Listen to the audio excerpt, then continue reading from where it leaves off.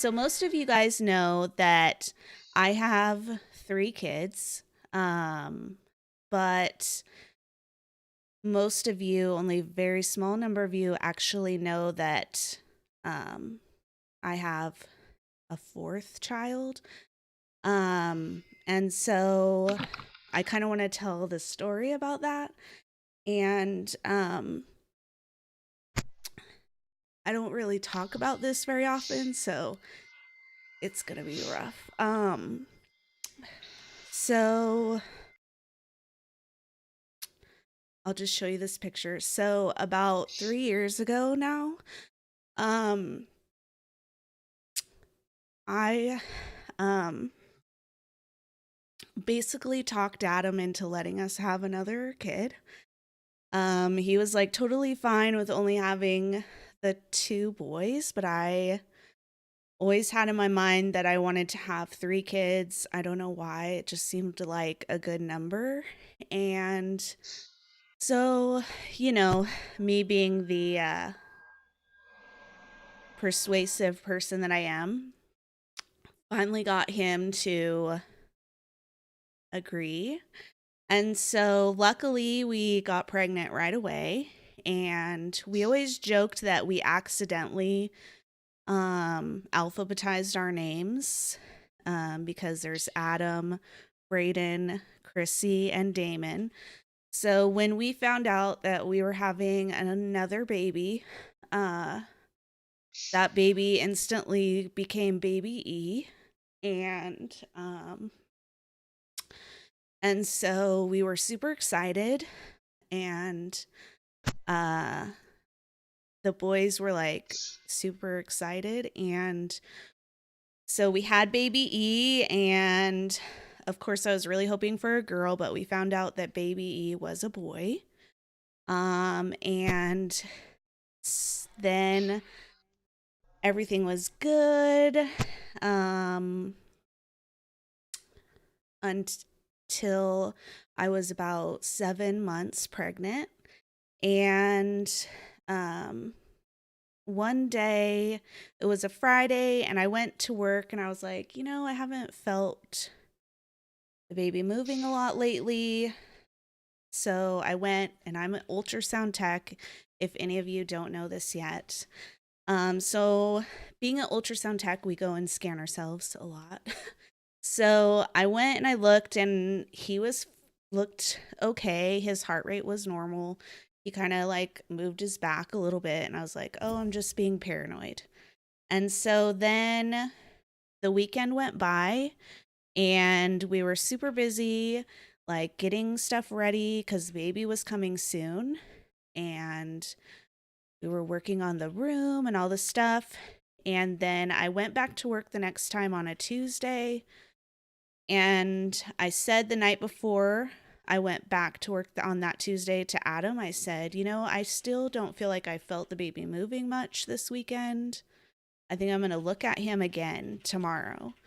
And so when I got to work that next day, I was like, I'm going to go look at him really quick because I don't want to have like this in the back of my mind.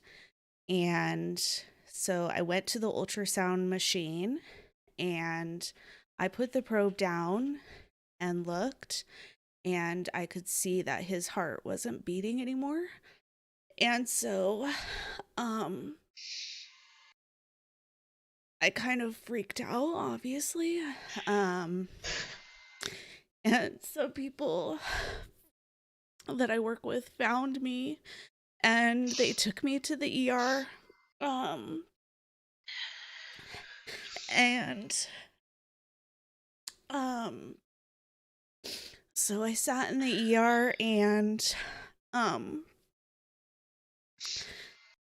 the doctor came in, and obviously it was at the hospital that I work at, and he was like, "You know what? Maybe you're wrong." And so we had to have an official ultrasound done. Um and so my really good friend, and he's like the most even kill person that I know, came and did the ultrasound on me, and it was like dead silent.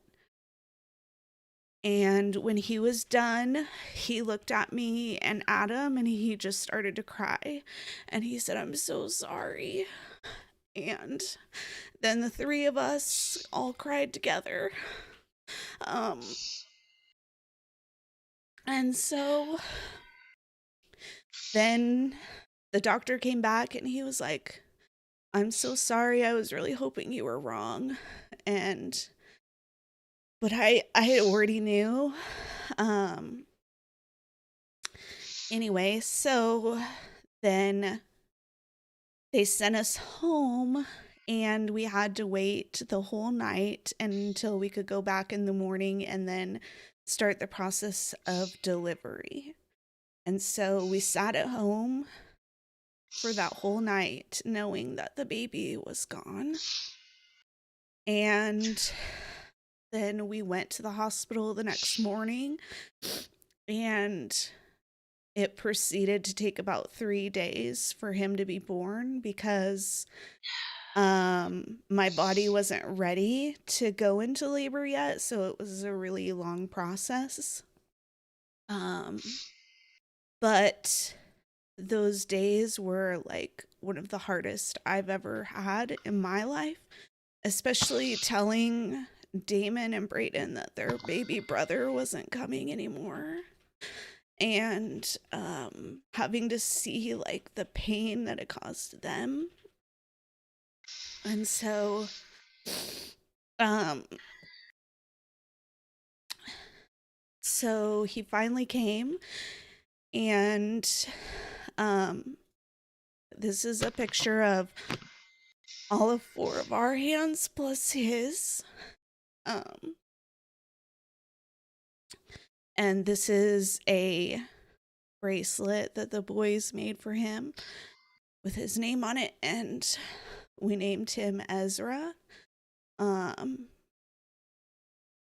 and so part of the reason that I wanted to share this story, even though it's so hard for me, is because part of the problem with stillbirth, which is what it's called when this happens to a baby that's 20 weeks or more in gestation, is that people don't talk about it enough. And so, even though it's super hard for me to talk about, it's also really important to talk about it because it's not something that anybody should feel ashamed about.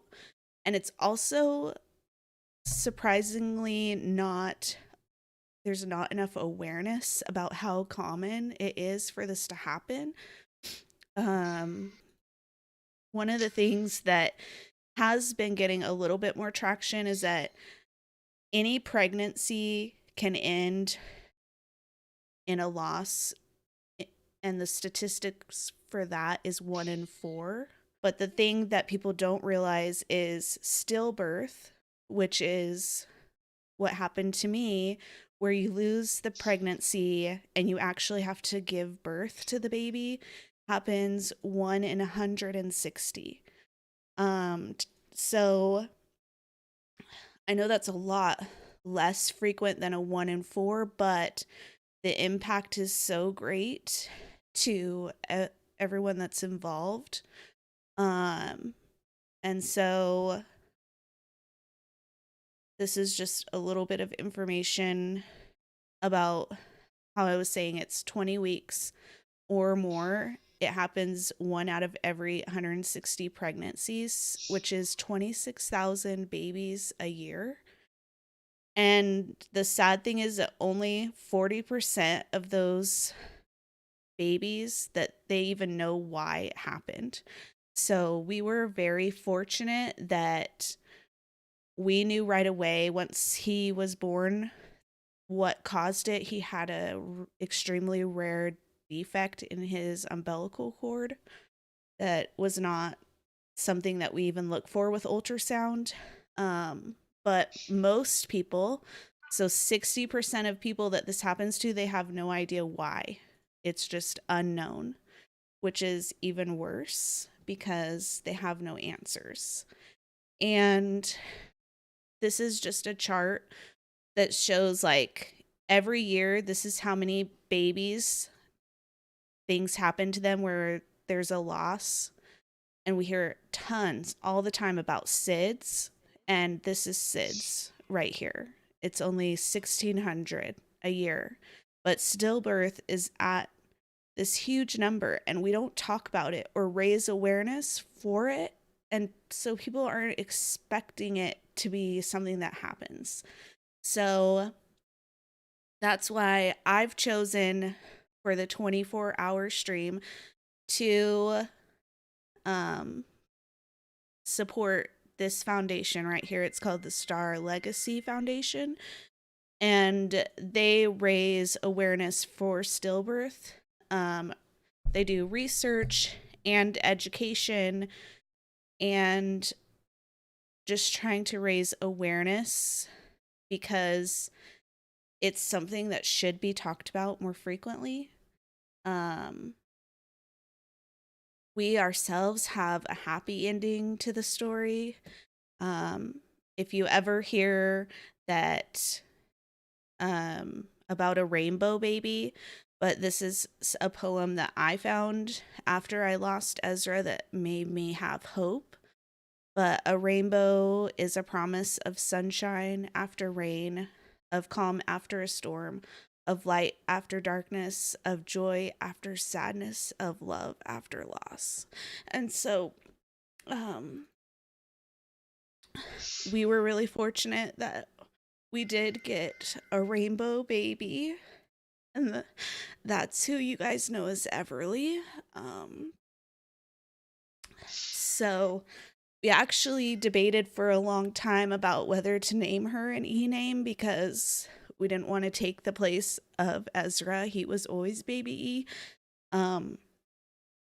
But someone suggested to us, like, what if we gave her an E and an F name so that they'd have the rainbow connection?